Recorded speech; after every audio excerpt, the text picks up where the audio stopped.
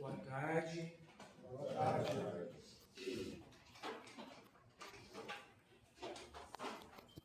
Graças ao Senhor pelo bom dia que tivemos, passamos, o seu cuidado para com cada um de nós e nos trazendo mais uma vez aqui para esta hora, para estarmos congregados ao nome bendito do seu amado Filho e para sermos alimentados pela sua palavra.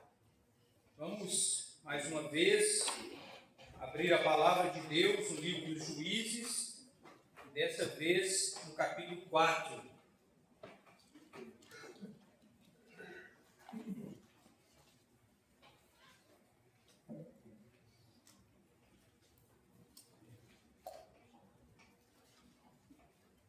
A semelhança do que fizemos no primeiro período, pela manhã, faremos agora uma leitura mais extensa, para também entendermos todo o contexto desse terceiro inimigo de Israel, apresentado aqui, e mais um libertador que Deus levanta para o seu povo.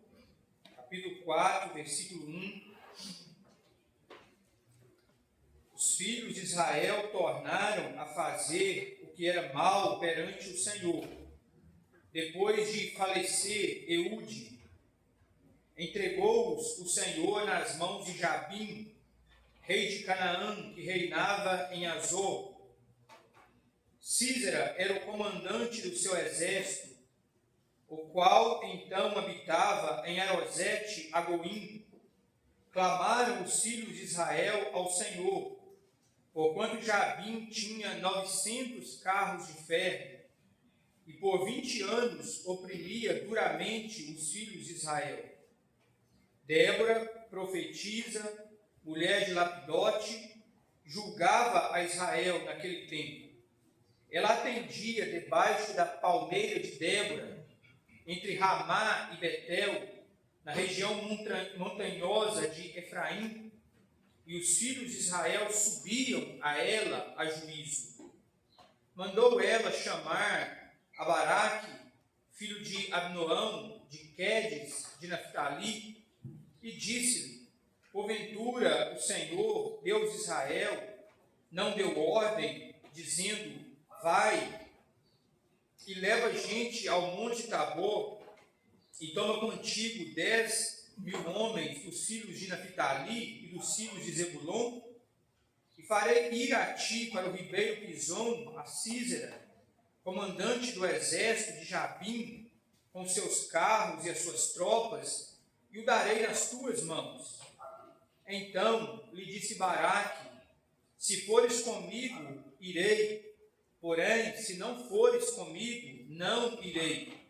Ela respondeu: certamente irei contigo, porém não será tua a honra da investida que empreendes, pois as mãos de uma mulher o Senhor entregará a Sísera.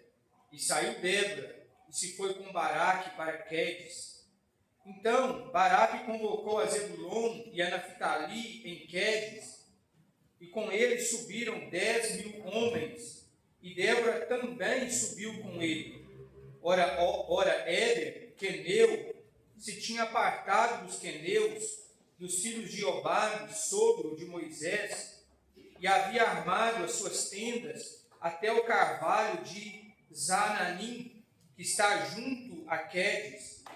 Anunciaram a Sísera que Baraque, filho de Abinoão, tinha subido ao monte Tabor. Sísera convocou todos os seus carros, 900 carros de ferro, e todo o povo que estava com ele, de Arosete-Agoim, para o ribeiro Pison.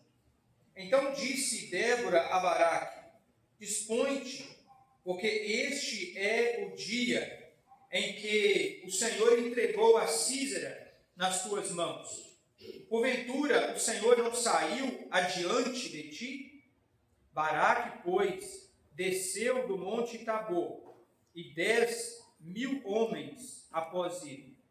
E o Senhor derrotou a Císera, e todos os seus carros, e a todo o seu exército a fio de espada, diante de Baraque. E Císera saltou do carro e fugiu a pé. Mas Baraque perseguiu os carros e os exércitos até Arosete-Agoim, e todo o exército de Císera caiu a fio de espada, sem escapar nem sequer um. Porém, Císera fugiu a pé para a tenda de Jael, mulher de Éber, queneu, porquanto havia paz entre Jabim, rei de Azor, e a casa de Éber, queneu. Saindo Jael ao encontro de Císera, disse-lhe: entra, senhor meu, entra na minha tenda, não temas. Retirou-se para a sua tenda, e ela pôs sobre ele uma coberta. Então ele lhe disse: dá-me, peço-te, de beber um pouco de água, porque tenho sede. Ela abriu um odre de leite, e deu-lhe de beber, e o cobriu. E ele lhe disse mais: põe-te à porta da tenda, e há de ser que, se vier alguém e te perguntar: há aqui alguém? Responde: não. Então Jael, mulher de Éber, tomou uma estaca da tenda, e lançou mão de um martelo, e foi-se mansamente a ele, e lhe cravou a estaca na fonte, de sorte que penetrou na terra, estando ele em profundo sono e muito exausto, e assim morreu. E eis que, perseguindo Baraque a Císera, Jael lhe saiu ao encontro e lhe disse: vem, e mostrar-te-ei o homem que procuras. Ele a seguiu, e eis que Císera jazia morto, e a estaca na fonte. Assim Deus, naquele dia, humilhou a Jabim, rei de Canaã, diante dos filhos de Israel. E cada vez mais a mão dos filhos de Israel prevalecia contra Jabim, rei de Canaã, até que o exterminaram. Vamos ficar com a leitura da palavra de Deus até aqui. O Senhor mais uma vez possa nos ajudar, possa nos conduzir na consideração da sua bendita palavra. Já temos considerado o primeiro inimigo de Israel, Cusã-Risataim, rei da Mesopotâmia, que é uma figura muito adequada, apropriada para nós do mundo, o sistema mundano que se opõe a Deus e ao seu povo. Temos considerado também, hoje pela manhã, o segundo opressor de Israel, Eglon, rei dos Moabitas, em aliança com os Amonitas e Amalequitas, apresentando assim para nós a carne, a velha natureza, o velho homem que se opõe ao Espírito Santo, que se opõe ao progresso, ao crescimento do salvo, do povo de Deus, e as múltiplas formas que a nossa natureza terrena se manifesta. E agora nós temos lido do terceiro opressor de Israel, nesta sequência apresentada aqui no livro dos Juízes, Jabim, rei de Canaã, que reinava em Azor. A palavra de Deus diz: os filhos de Israel tornaram a fazer o que era mal perante o Senhor, depois de falecer Eude. Entregou-os o Senhor nas mãos de Jabim, rei de Canaã, que reinava em Azor. E aqui nós temos, na pessoa desse homem, Jabim, rei de Azor, uma figura muito clara muito apropriada daquele que é um inimigo feroz, impiedoso do crente, do povo de Deus, daquele que é o inimigo das nossas almas, que a palavra de Deus o chama de Satanás, o diabo, aquele que está a todo tempo contra o povo de Deus, com seus intentos, com seus ardis, com a sua sutileza, com as suas emboscadas, os seus dardos inflamados. E por que este homem, Jabim, ele é uma figura de Satanás? Primeiramente, o nome Jabim quer dizer discernidor, inteligente, sábio. E não é exatamente isso que é o nosso inimigo. Nós não estamos tratando, nós não estamos batalhando, não estamos diante de um inimigo ignorante, diante de um inimigo incapaz, desabilitado, mas diante de um inimigo sábio, inteligente, discernidor, que trabalha incansavelmente e dentro dos seus propósitos, sabiamente, para causar danos, perdas, muitas vezes irreparáveis ao povo de Deus. Um inimigo que está estudando o homem desde o Éden. Ele se ocupa em estudar o homem. Um inimigo que não dorme, que está a todo tempo em derredor, procurando a quem possa tragar, a quem possa devorar, que está atento aos movimentos do povo de Deus, que conhece as nossas tendências, fraquezas, debilidades, apesar de não ser onipotente, onipresente, onisciente, mas nunca podemos subestimar a sua inteligência, a sua sabedoria, a sua capacidade. Estamos diante de um inimigo forte, engenhoso, que trabalha de muitas formas, de muitas maneiras diferentes, em conjunto, em cooperação com o mundo, com o sistema maligno, mundano, com a nossa natureza terrena, trabalham em perfeita harmonia para a consumação dos seus planos, para obter êxito naquilo que são os seus desígnios, os seus ardis. Jabim, discernidor, sábio, inteligente. Um segundo ponto, se você ler Josué, capítulo 11, Jabim, rei de Azor, já havia sido derrotado pelos exércitos de Josué, lá no capítulo 11 daquele livro. Deus, através de Josué e as suas tropas, já havia desbaratado, já havia derrotado, já havia ferido a Jabim.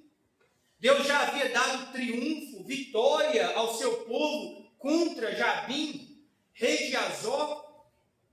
E agora eis esse inimigo novamente em cena. Claro, não era o mesmo Jabim, mas se levanta um outro Jabim da sua linhagem, que está novamente afrontando o povo de Deus, que está mais uma vez procurando causar danos, mais uma vez se levantando contra Deus, oprimindo o seu povo. Então, um rei que já havia sido derrotado, uma tropa que já havia sido derrotada e que agora, mais uma vez, o povo de Deus precisa lutar contra ela. Um inimigo derrotado, mas que não entregou os pontos. Um inimigo derrotado, mas que está, sempre que possível, a todo tempo, procurando causar danos, prejuízos. Não é assim com esse inimigo, Satanás. o adversário, diabo, o acusador dos irmãos. Ele é já um inimigo derrotado. Diz Colossenses capítulo 2 e versículo 15, que o Senhor Jesus triunfou na cruz sobre os principados e potestades, triunfando deles na cruz, e publicamente os expôs à vergonha, ao desprezo.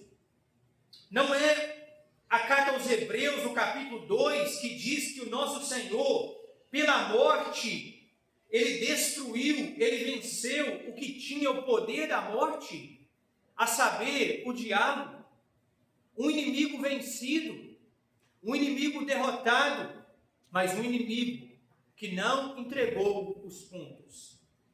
Um inimigo que sabe perfeitamente da sua derrota.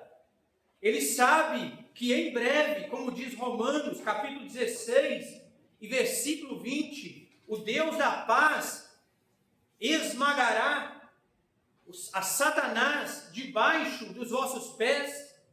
Ele sabe que pouco tempo lhe resta. Ele sabe qual será de fato o seu fim, mas ele não entregou os pontos. Nesse tempo presente, enquanto ele puder, como ele puder, ele vai procurar prejudicar, causar danos, oprimir, ferir alguns, muitos do povo de Deus. Ele veio somente com essa finalidade, para matar, roubar e destruir. O inimigo vencido, mas que está em plena atuação, mas que procura por todos os meios e por todos os modos causar-nos dano, ferir-nos, privar-nos da nossa utilidade, da nossa alegria, do nosso gozo. Assim era com Jabim e assim é com esse inimigo das nossas almas. Uma outra razão que nos fica bem claro era o poder que esse rei tinha. Ele possuía 900 carros de ferro. Que poder, que potência era Jabim, rei de Azor? 900 carros de ferro, um exército grande debaixo dos seus mantos, debaixo da sua autoridade, um exército que podia amedrontar, uma aparelhagem incrível que podia assustar.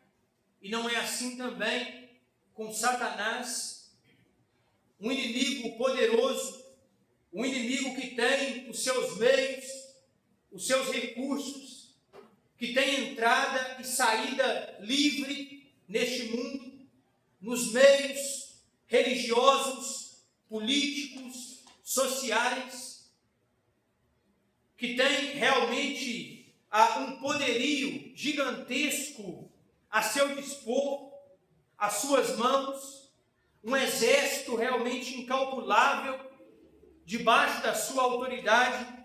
Então nós temos aqui uma figura, um tipo muito claro desse inimigo voraz, impiedoso, que é Satanás, o inimigo das nossas almas.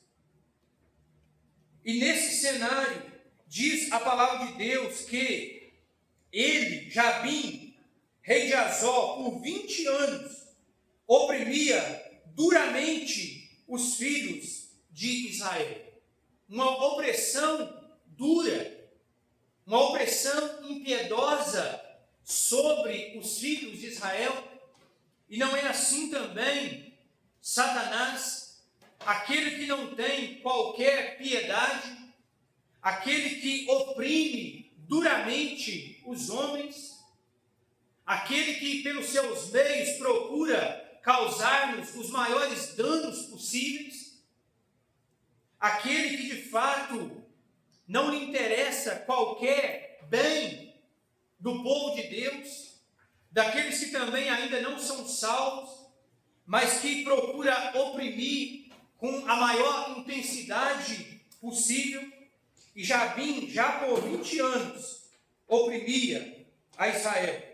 Ele tinha como comandante do seu exército Sísera. Esse nome quer dizer ordem de batalha. Sísera, comandante do exército de Jabim, ordem de batalha. E quantos principados e potestades Satanás tem sob o seu domínio em ordem de batalha?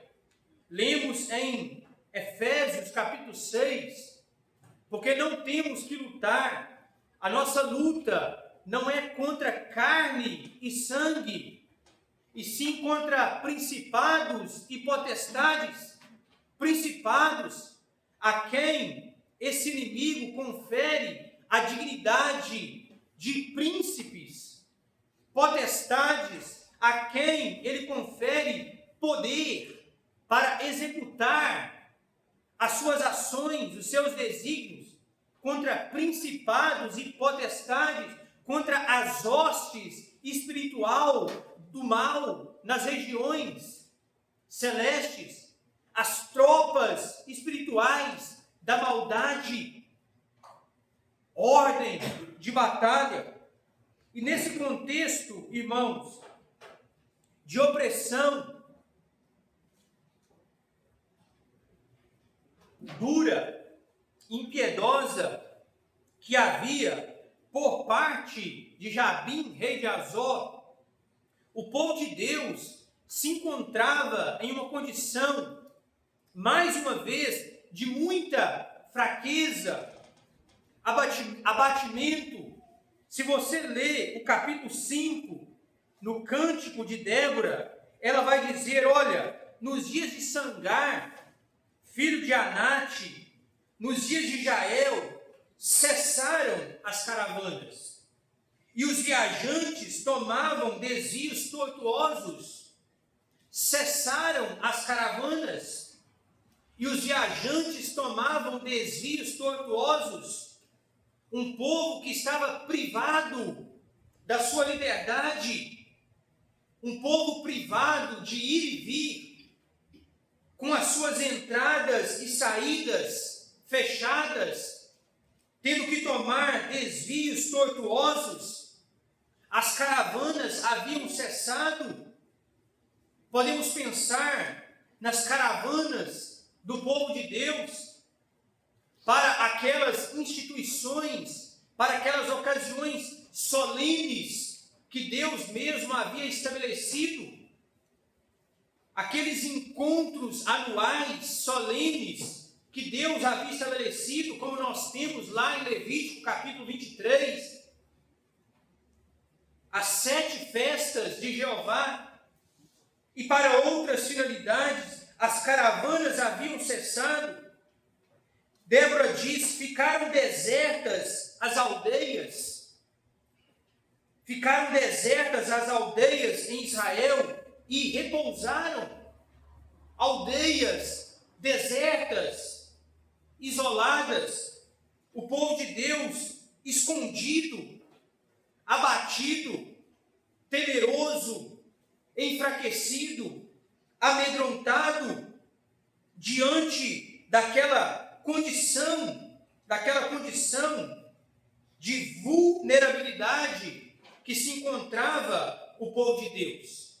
E nesse cenário, era indispensável, era urgente que Deus pudesse levantar homens, que homens pudessem se colocar à disposição em ordem de batalha para defender o povo de Deus, para abrir os caminhos, para remover os obstáculos, para novamente conduzir o povo de Deus às caravanas, para povoarem as aldeias, homens, servos de Deus, soldados. E é exatamente o contrário do que vai acontecer ali. É exatamente o contrário. há uma crise masculina naquele contexto, uma crise dos homens mesmo, no sentido masculino, em meio a esse contexto. Não é por acaso que exatamente no contexto em que um opressor tipifica Satanás, que a palavra de Deus vai apresentar um contexto de crise dos homens, de ausência de liderança, de ausência de soldados. Não é por acaso. Deus vai se fazer valer, vai utilizar uma mulher para promover esse despertamento, para promover esta restauração no meio do povo de Deus naqueles dias. Débora, profetisa, mulher de Lapidote, que ocupava aquele lugar, certamente por força da circunstância, do contexto, uma mulher que, diferente dos demais juízes, a palavra de Deus vai apresentar os demais juízes vindo, libertando o povo de Deus, e agora, a partir de então, julgando a Israel. Ou seja, libertando primeiro o povo e depois exercendo esse serviço de julgar o povo, uma vez que o povo já se encontrava liberto. Com Débora é diferente. Ela está julgando o povo enquanto ele está em uma posição de servidão, enquanto ele está em uma posição de escravidão. Talvez Deus está nos mostrando com isso que nesta exceção à regra, que Deus não tem preparado, que Deus não tem levantado as nossas irmãs para ocuparem posição de liderança, para ocuparem posição de governo na igreja, de governo na família. Nós vamos ver que essa mulher, ela vai até Baraque, e ela vai apresentar a Baraque e transferir e passar a ele essa responsabilidade de estar à frente, de conduzir o povo de Deus, os exércitos de Israel naquela empreitada. Mas por outro lado, nós temos Baraque se omitindo do lugar, da sua posição, encolhendo-se. E é preciso que Débora esteja naquela empreitada. Nós não temos aqui uma mulher que estava desejosa de ocupar uma posição que cabia ao homem, uma mulher que estava desejosa de ocupar uma posição de governo, de liderança. Essa mulher, no seu cântico, ela vai dizer assim: meu coração se inclina para os comandantes de Israel. Não temos aqui uma mulher insatisfeita com o lugar, com a posição que Deus lhe deu e desejando fazer uma espécie de revolução entre o povo de Deus, mas que vendo e sentindo muitíssimo a condição do povo de Deus, é a opressão que o povo de Deus se encontra, e por uma anormalidade, ela está ali se propondo a estar naquela empreitada para o bem do povo de Deus, para a libertação do povo de Deus. Meus irmãos, vamos pensar um pouco nesse período de crise masculina em Israel. Vamos pensar um pouco nesse tempo que nós estamos vivendo hoje. Será que nós estamos vivendo um tempo diferente? Será que nós estamos vivendo hoje uma época diferente? Um tempo onde os homens estão realmente exercendo o papel, a função para a qual Deus lhes chamou? Será que nós estamos vivendo um tempo onde os homens estão realmente se colocando em posição de liderança? Em posição de governo? Tomando a dianteira nas suas famílias? Tomando a dianteira na igreja de Deus? Será que nós estamos vivendo um tempo onde os homens estão sendo realmente, ou nós estamos atravessando um período de crise masculina? Ou nós estamos atravessando a semelhança daquele tempo, um período onde nós, os homens, estamos nos omitindo, estamos nos recolhendo, estamos como que delegando, transferindo a autoridade, a liderança, o governo que Deus nos conferiu em casa, na igreja, para as nossas irmãs, esposas. Qual é o cenário que nós temos visto no mundo, na nossa sociedade? Qual cenário nós estamos vendo? Será que estamos vendo homens firmes realmente? Não estamos falando aqui, em hipótese alguma, de grosseria. Nós não devemos confundir firmeza com grosseria, muito menos estupidez, menos ainda um espírito rude. Não devemos confundir essas coisas com um sentimento de superioridade. Não. Estamos falando de uma liderança firme.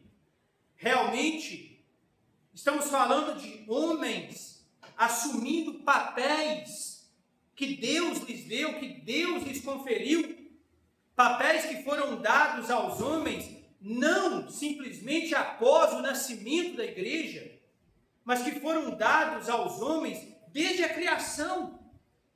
Desde a criação. Será que nós estamos inseridos em um contexto de sociedade assim? Nós estamos presenciando o florescer, o crescimento acelerado, grandioso, de um movimento na sociedade chamado movimento feminista. Você já ouviu falar desse movimento? Movimento feminista ou movimento unissex, que eclodiu na década de 60, por volta dos anos 1960. E qual era a intenção desse movimento naqueles primeiros dias? Qual era realmente o propósito, o que estava por trás daquele movimento, desse movimento? Naqueles dias, como até hoje, a intenção era romper drasticamente, claramente, com tudo o que até então era visto como padrão, princípio, valores, tradições na sociedade. Esse movimento ele veio com essa finalidade. E ele toma maior forma na década de 60 com essa intenção. Nós vamos romper com tudo o que é valores, tradições, princípios, padrões que são vistos, que são observados na sociedade até então. No que diz respeito a modéstia, moralidade, decência, família, casamento, juventude. O lema daquele movimento, naqueles dias, muitos dos irmãos já devem ter ouvido qual era o lema daquele movimento. É como que dizendo, olha, vamos sacudir os nossos pés, promover uma revolução ampla, completa. Não queremos mais padrões, limites, valores. Não queremos mais os costumes que até hoje a sociedade os preserva. Então é um movimento que veio para causar ruptura com tudo aquilo que até então eram valores. Valores que até então eram observados não apenas na igreja, mas que até então eram observados na sociedade. Nós vamos ter aqui irmãos que lá na década de 60 estavam lá e poderão se lembrar de valores que até mesmo a sociedade guardava. Pessoas não salvas guardavam. E esse movimento veio para romper drasticamente com tudo isso. A palavra unissex, movimento unissex. O que quer dizer isso? O que está por trás disso? Unissex. O grande propósito, a grande intenção desse movimento é remover, abolir, acabar, romper com as diferenças. Esse é o grande alvo, o grande intento desse movimento. Então você tem homens e mulheres. Deus criou homem e mulher, macho e fêmea. A esse macho, Deus deu a ele um lugar, um papel, uma função, para que ele ocupasse, para que ele exercesse. A essa mulher, Deus deu um outro lugar, uma outra função, um outro papel. Nenhum é superior ao outro, nenhum é inferior ao outro. Mas Deus, na sua sabedoria infinita, os fez diferentes na sua composição, na sua estrutura física, emocional, nos seus traços, na sua maneira de ser. E Deus lhes conferiu lugares diferentes. Para quê? Para que eles pudessem se completar, para que eles pudessem mutuamente se completar e para que a missão, de fato, que Deus deu pudesse ser realizada, cumprida. Deus fez assim para o bem das suas criaturas, para a felicidade das suas criaturas. E o movimento unissex, ele veio para quê?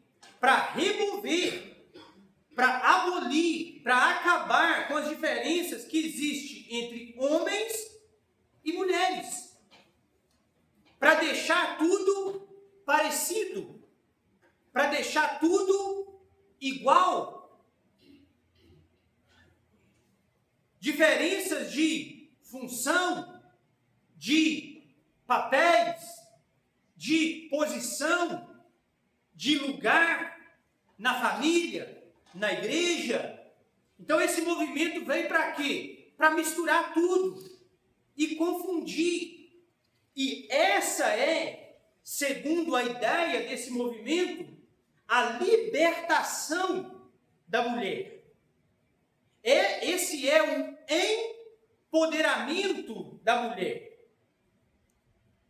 Termo extremamente usado nos nossos dias. O empoderamento feminino. Mas tem se comprovado na sociedade que esse movimento, na verdade, ele tem escravizado a mulher. Ele tem empobrecido, na prática, a mulher. Basta nós olharmos para a sociedade. Então, esse movimento ele vem para confundir aquilo que Deus estabeleceu de maneira clara. De maneira clara. O que é que o movimento feminista, o movimento unissex, ele tem feito com o passar dos anos? Ele tem masculinizado a mulher. A mulher tem adquirido traços, caracteres masculinos, que não são os traços que Deus deu à mulher. Ele tem masculinizado a mulher e ele tem dado traços femininos ao homem.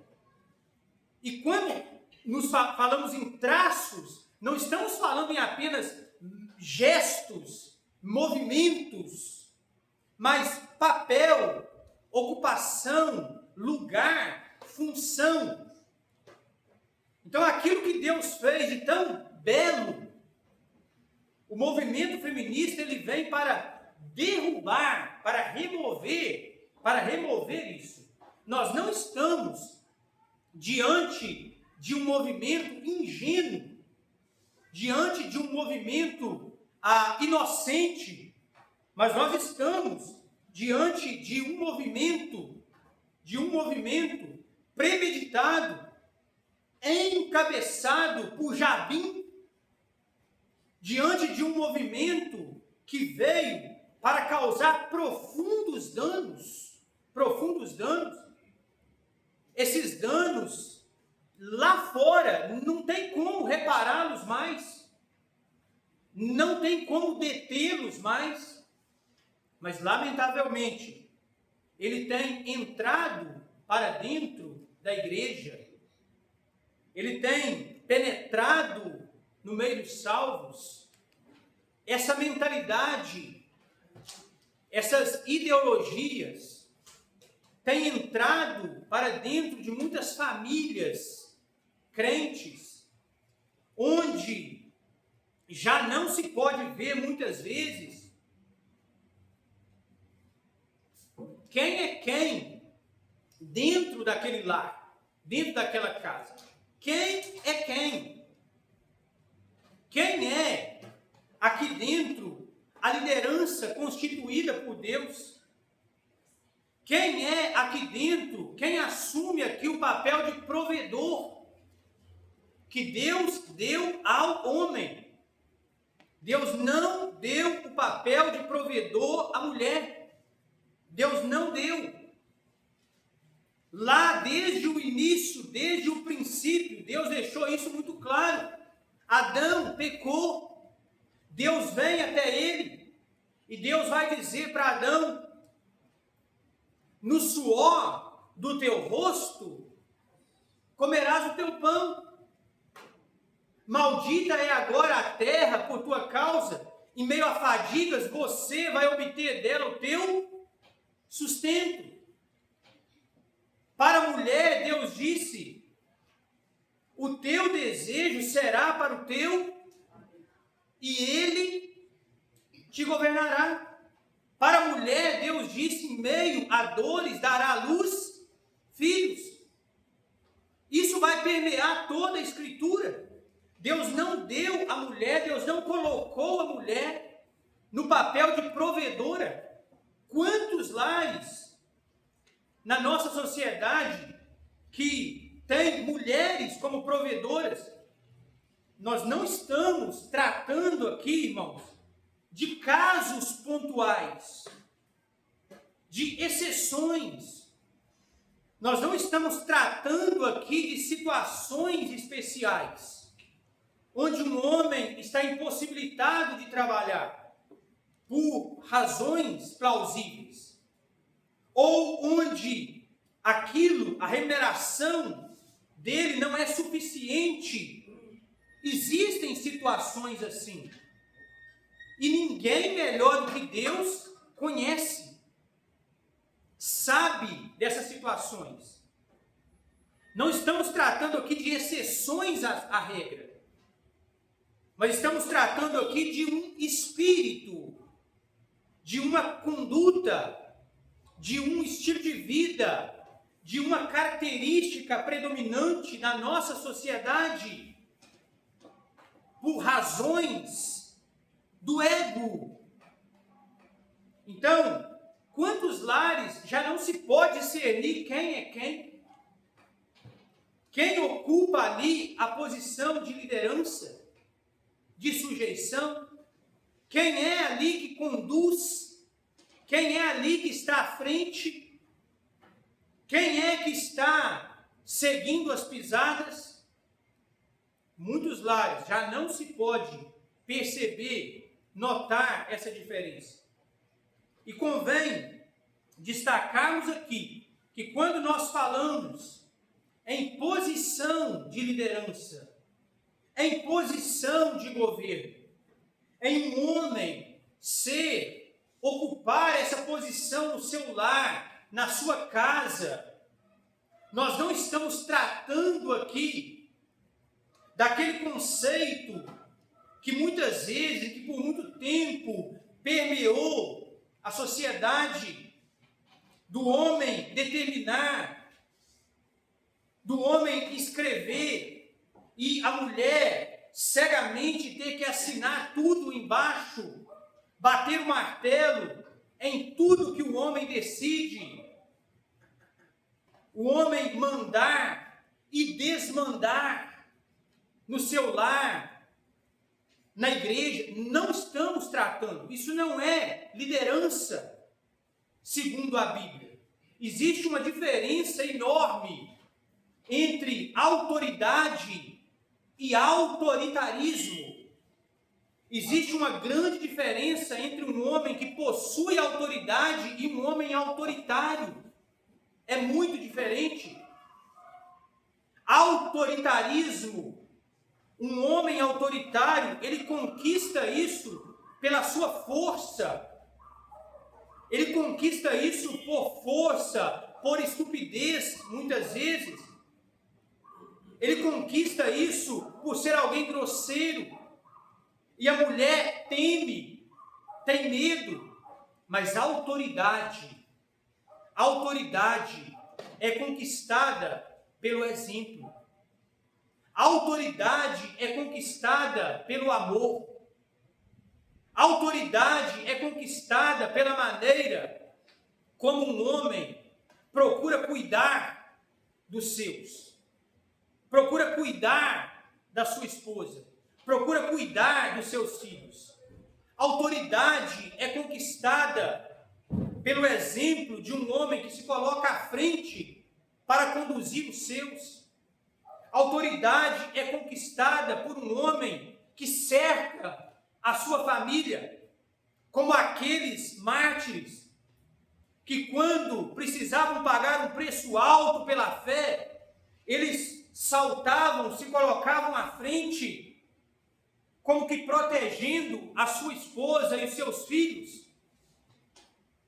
Isso é liderança.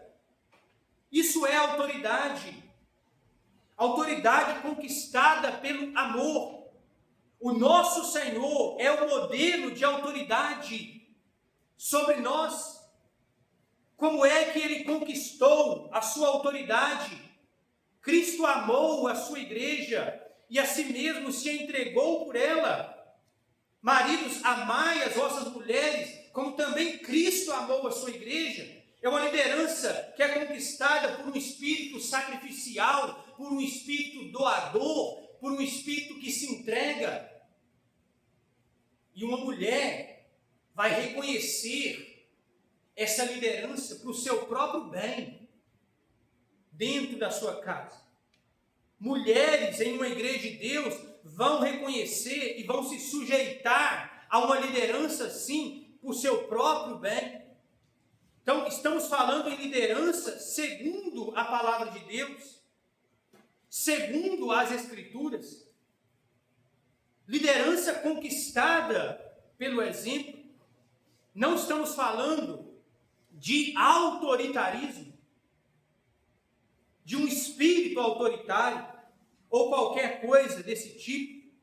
Da mesma forma que quando nós falamos em sujeição por parte da mulher, nós não estamos falando de uma posição de inferioridade. Nós não estamos falando de uma posição, de um lugar menor, humilhante. É a mesma posição que a igreja ocupa em relação a Cristo. É a mesma igreja que o nosso Senhor Jesus Cristo, é a mesma posição que o nosso Senhor Jesus Cristo ocupa em relação ao Pai. Ele não sendo em nada menor que o Pai, a palavra de Deus diz que Deus é o cabeça de Cristo, mas ele não é em nada inferior, é em nada menor. Quando nós falamos de submissão, uma palavra formada pela junção de duas, submissão. É alguém que tem uma missão. E a mulher está ali para auxiliá-lo, para ajudá-lo nesta missão. Sujeição. É uma ajudadora idônea. É alguém que está ao lado do seu marido. É aquela que o Senhor lhe deu. Como quando o Senhor trouxe Eva para Adão. Eva não foi tirada dos pés de Adão. Não foi tirada da cabeça de Adão. Ela foi tirada de uma das suas costelas. Alguém que está ao seu lado. Ao seu lado, no cumprimento de uma missão. O homem, na sua posição de liderança, que Deus lhe chamou, que Deus lhe conferiu. A mulher ao seu lado, atuando, trabalhando, cooperando com ele. Ambos se edificando mutuamente. É isso que a palavra de Deus ela nos apresenta, é isso que a palavra de Deus ela nos mostra, que Deus possa nos ajudar, e vamos parar por aqui para continuarmos um pouco mais na segunda parte, mas que Deus possa plantar essas verdades no nosso coração, amém. Amém.